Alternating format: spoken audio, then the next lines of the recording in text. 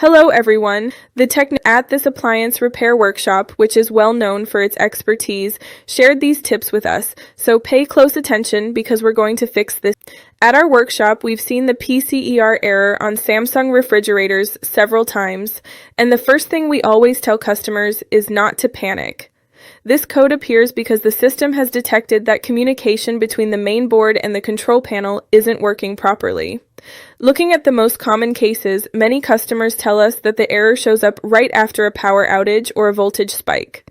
In these scenarios, if the refrigerator continues to cool, the panel freezes or emit intermittent beeps.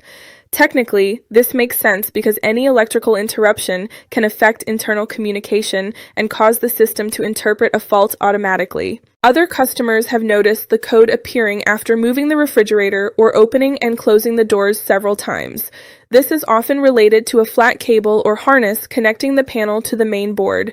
If that cable loosens or has an imperfect connection, the signal is interrupted, and the fridge interprets it as a communication error.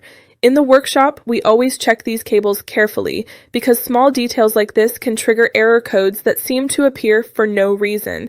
We've also seen cases where a beep accompanies the code. This happens because the refrigerator isn't just displaying the message, it's trying to alert you that something internal isn't functioning correctly. Some customers mention that, even though everything seemed to work, they could no longer adjust the temperature or interact with the panel.